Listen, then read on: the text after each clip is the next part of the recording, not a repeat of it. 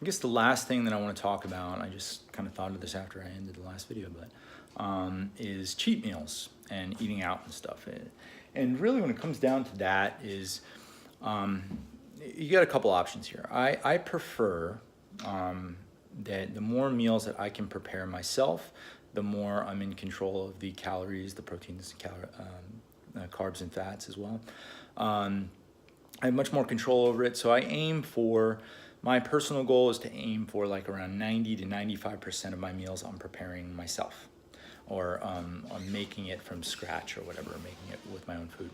And then that kind of leaves me with 1 or 2 meals over the week that I can have, and I can eat out and have a little bit of variety. So, and then in that situation, when you're controlling all of that, you know, depending on if I'm dieting or not, sometimes I'm a little bit more, like the quantity, I might have like a dessert as well and that kind of thing too. So, you know, eating out is a slippery slope because a restaurant's job is to make food taste delicious.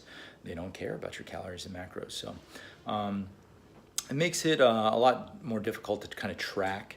You can estimate as best you can, but I mean, really the big thing is when you're going out to eat is like, try to stick to reasonable portion sizes if you're not dieting, right? If you are dieting, then, I mean, I should say, if you're dieting, you should stick to reasonable portion sizes when you eat out, right? Do your best to control the amount of times you eat out. Now, I know many people have like a routine where they maybe get home late and they have to have something quickly. So a couple options is have a couple healthy restaurant alternatives that you can go to get something quick. So we have a thing called Flame Broiler, for example. It's a kind of like a bowl place where you can get like either a veggie and chicken bowl, or a you know, you can get like rice with it or something like that.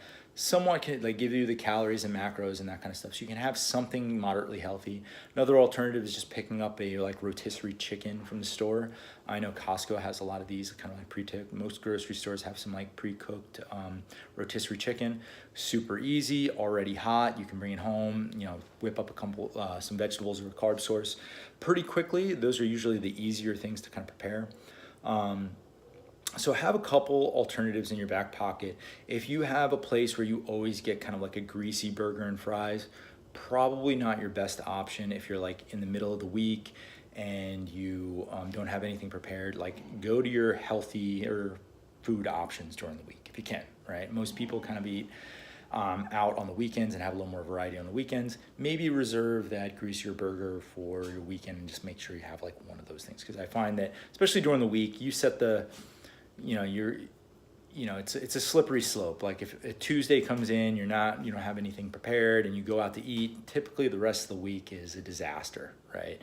Whereas if you can kind of, the longer you can hold off on that week for having like some type of cheat meal, usually the better off you are. And the other thing is I try to reserve some of my, you know, start off the day healthier, make your own breakfast. I can't stress that enough because usually people will go out and they'll get like you know, they'll get a coffee and then they'll get maybe a donut or cookie with their coffee or something like that. And that just gets like, you know, you're building this routine in the morning where you have like a donut every day. It's like, it's not one donut isn't going to kill you. It's the routine of donuts every day that'll kill you, right? That's the slippery slope where you get like a lot of, donuts are delicious and they're a high source of calories. So, so it becomes a very slippery slope. So yeah, that's all I really have to say about, you know, kind of like eating out. Limit your frequency. Do your best to kind of prepare 90 to 95% of your own meals, especially when you're dieting. And then, you know, kind of stick to reasonable portion sizes, take stuff home, split a meal with your spouse or your kids or something like that. You know, that's another way you can save a little bit of money there too. You know, go out, you still get the experience, and then you just kind of split a meal together, you know, so, or take half of it home. So a couple options for you.